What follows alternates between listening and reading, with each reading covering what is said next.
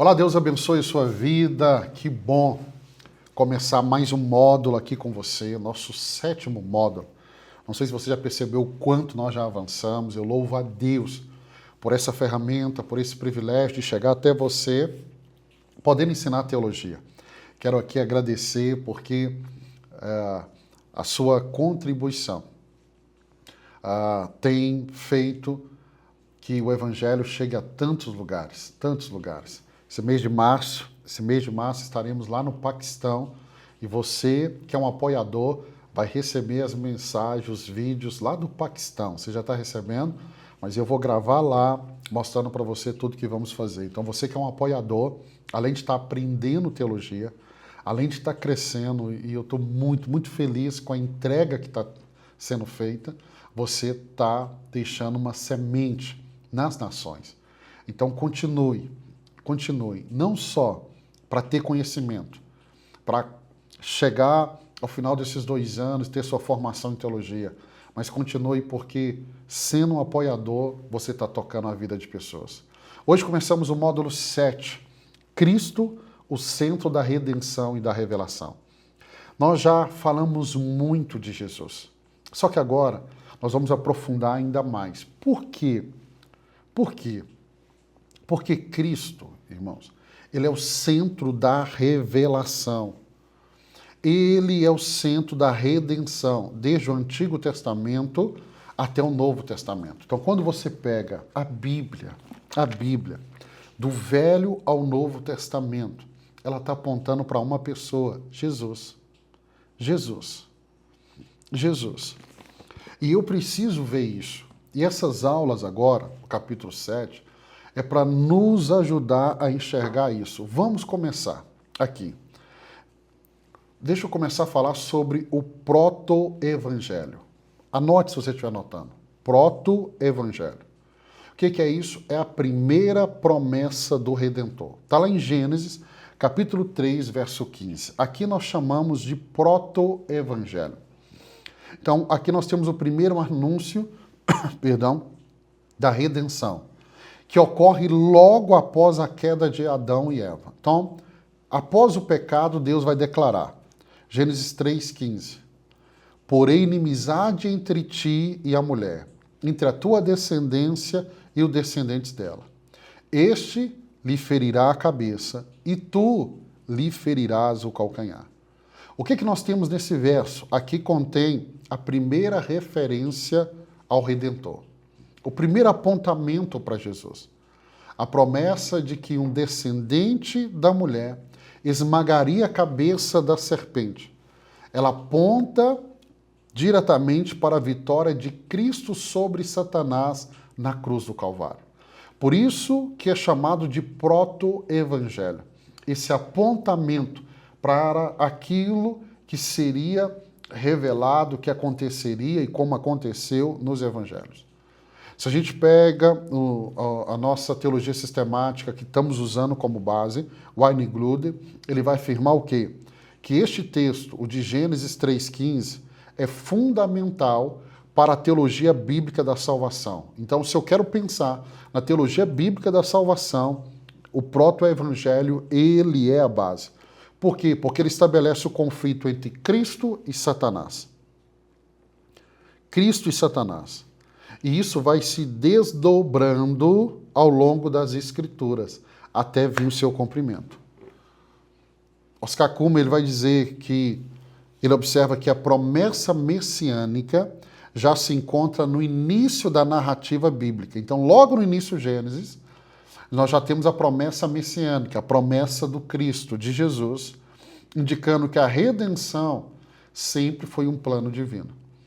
Por isso que está desde o começo, não é algo que Deus decidiu ao longo do caminho. Não. É um plano divino. Então a redenção, ela é uma iniciativa divina. Não é uma iniciativa humana, é uma iniciativa de Deus. Então desde o princípio, Deus providenciou um meio de restaurar a humanidade caída. Quando eu olho para Cristo, e aí vamos ver isso também aqui no Velho Testamento, Cristo, ele é o descendente de Abraão. Nós temos a aliança abraâmica. Você que esteve comigo na aula online, nós fizemos a aula e eu falei sobre as alianças, interpretando o Velho Testamento a partir das alianças. Eu falei da aliança abraâmica, ok? Então, a aliança abraâmica, eu olho para ela e tenho nela o plano redentor. Então, Gênesis capítulo 12, verso 1 e 3, Deus faz uma promessa, Deus faz uma aliança com Abraão, e aí Deus faz uma promessa. Ele promete, através da sua descendência, que todas as nações seriam abençoadas. Essa promessa vai se cumprir em Cristo, que é o descendente de Abraão mencionado em Gálatas 3,16. Olha o que Paulo escreve em Gálatas 3,16. Ora, as promessas foram feitas a Abraão e ao seu descendente. A Escritura não diz e aos seus descendentes, como falando de muitos, mas como de um só e ao seu descendente, que é Cristo. Então, quando a Escritura fala ao seu descendente, ela está falando de quem? De Cristo. Então, vamos pensar aqui em Cristo e a aliança abraâmica, né? A aliança abraâmica aponta para Cristo como cumprimento da promessa universal de salvação. Não só a salvação do judeu, mas a salvação universal. Então, a descendência mencionada na aliança abraâmica não se refere apenas a Israel, mas se refere ao Messias que traria bênção para todas as nações. Então, a salvação nunca foi exclusiva de Israel, mas ela sempre teve um alcance universal. E aí, quando eu olho para o Velho Testamento, e quando você lê o Velho Testamento, procure enxergar Cristo na história de Israel, Cristo no Velho Testamento. Porque no Velho Testamento nós temos o que chamamos de tipos de Cristo, ou figuras de Cristo no Antigo Testamento. Então, no Antigo Testamento, Deus vai utilizar personagens, eventos, como sombras proféticas de Cristo. Então, esses tipos de figuras apontam para a obra redentora de Jesus. Por exemplo, Moisés, a figura de libertador e mediador da aliança. Então, Moisés foi levantado por Deus para quê? Para libertar Israel da escravidão egípcia. Assim como Cristo nos libertou do pecado. Moisés, ele foi intercessor do povo, assim como Cristo intercede continuamente pelos seus. Moisés, Deuteronômio 18:15, Moisés profetiza que Deus levantará um profeta semelhante a ele, o que se cumpre em Cristo. Então nós temos em Moisés uma figura da obra de Cristo, do que Cristo vai fazer. Vamos olhar para um outro personagem do Velho Testamento, Josué, o conquistador da terra prometida. O próprio nome Josué, que é Yehoshua, é equivalente ao nome de Jesus em hebraico.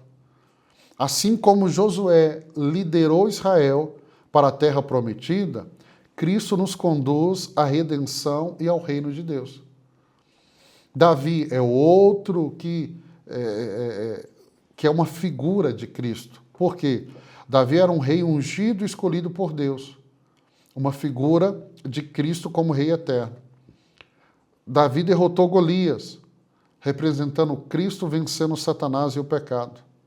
O Messias é chamado filho de Davi, cumprindo a profecia que o trono de Davi seria eterno. Se eu vou olhar no tabernáculo, nós vamos ver não só nos sacrifícios que eram feitos no tabernáculo, né, como o próprio tabernáculo já é uma figura de Cristo. Então, por exemplo, nós temos na adoração de Israel, no tabernáculo, nós temos o Cordeiro Pascual, que é uma figura de Jesus como Cordeiro de Deus que tira o pecado do mundo, lá em João 1:29. Nós temos o tabernáculo e o templo, que eram símbolos da habitação de Deus entre os homens, que vai se cumprir em Jesus. Nós temos um sumo sacerdote que intercede para o povo, aponta para Cristo como nosso sumo sacerdote. Então, todos esses elementos, chave da história de Israel, desde líderes como Moisés e Davi até os sacrifícios e o templo, apontam para Cristo.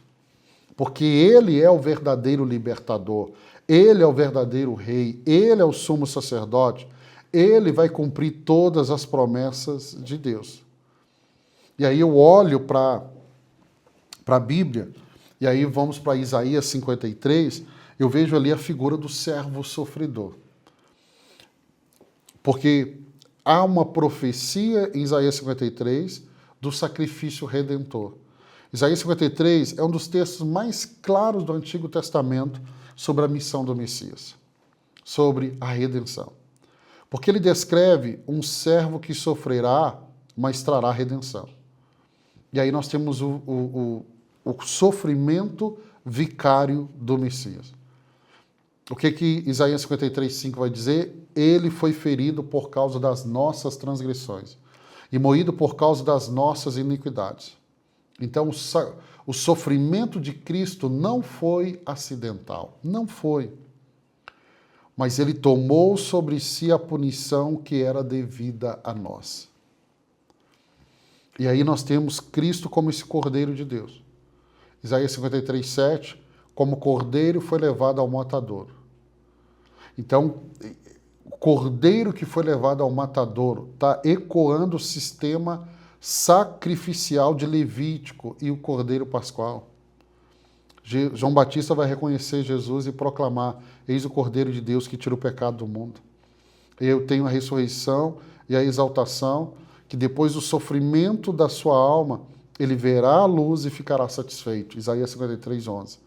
Então, o servo sofredor, ele não apenas morre, mas ressuscita e justifica muitos, cumprindo a obra redentora. Então, no Velho Testamento, eu tenho várias figuras de Jesus, já apontando para Jesus. Tenho outras profecias sobre o Messias sofredor, não só Isaías 53, Zacarias 12:10, que diz assim: olharão para aquele a quem os traspassaram. Salmo 22, que vai detalhar a crucificação com uma precisão surpreendente, que vai incluir o clamor de Jesus na cruz: Deus meu, por que me abandonaste? Então você vê o Velho Testamento, milhares de anos antes do evento, já apontando para isso. Então Cristo não veio como um conquistador militar, mas ele veio como um cordeiro, que sofreu e morreu pelos pecados do mundo. E aí eu olho para os Salmos, vamos para os Salmos. Os Salmos contêm diversas referências messiânicas, eu não estou citando todas aqui, mas eu tenho o Salmo 22, que fala sobre o sofrimento do Messias, descreve a angústia, o abandono do Messias na cruz, detalha a crucificação, perfuraram minhas mãos e meus pés, a profecia do sorteio da roupa de Cristo, né? Salmo 22:18, vai se cumprir Mateus 27:35, reparta entre si as minhas vestes e lancem sorte sobre a minha túnica. Se eu vou para o Salmo 110, o rei sacerdote eterno, Salmo 110:4, tu és sacerdote para sempre, segundo a ordem de Melquisedeque. E aí Jesus vai citar o Salmo para demonstrar sua divindade, Mateus 22. Salmo 2, o rei ungido de Deus. O que nós temos aqui no Salmo 2? Né? Tu és meu filho, hoje te gerei. Esse salmo é citado várias vezes no Novo Testamento para afirmar a realeza de Cristo. Atos 13, Hebreus 1. Então, os salmos também revelam Cristo, tanto seu sofrimento como sua exaltação. Então, ele mostra que o Messias não apenas morreria, mas que ele reinaria em poder e glória. E aí, quando eu olho para Cristo no Velho Testamento e vejo Cristo no Novo Testamento, eu vejo Cristo cumprindo a lei e os profetas. Tudo, Jesus cumpriu tudo. Mateus 5,17, o cumprimento da revelação, Jesus afirmou: não vim para abolir a lei ou os profetas, mas para cumpri-los. Então Cristo é o verdadeiro significado da lei, mostrando que a sua intenção, que a intenção da lei era apontar para ele, era apontar para Cristo. Nós vamos ver Cristo como cumpridor da lei, Gálatas capítulo 4, verso 4 e 5. Jesus não aboliu a lei, mas o cumpriu perfeitamente em nossa substituição, ou seja, eu e você não teríamos condição de cumprir a lei. E aí eu tenho o sacerdócio, porque o antigo sistema do sacerdócio foi cumprido em Cristo, que é o nosso sumo sacerdote eterno. E aí você vai ver também as profecias bíblicas que se cumpriram em Cristo. Então, todas as profecias sobre o Messias se cumpriram em Jesus. Então, ele é o descendente prometido de Davi. Então, Cristo, ele é a chave. Escute isso para a gente encerrar aqui. Cristo é a chave para você entender toda a Bíblia. Cristo é a chave. O Antigo Testamento o anuncia através de promessas, de profecias e tipos de Cristo, figuras de Cristo. Então ele cumpre perfeitamente todas as expectativas messiânicas, todas elas. Então, se eu quero entender a Bíblia, eu preciso entender que a Bíblia está apontando para uma pessoa. Cristo, Jesus Cristo, é a chave para você entender toda a Bíblia. Amém? Quero abençoar a sua vida. Nossa primeira aula desse módulo que nós vamos aprender muito sobre Jesus. Amanhã eu vou estar com você falando sobre a preexistência de Cristo. Não perde essa aula, não. Venha empolgado com papel, caneta, porque você vai aprender. Se você precisar, volte, estude novamente. A aula está aí, gravada para você, para ser bênção para a sua vida.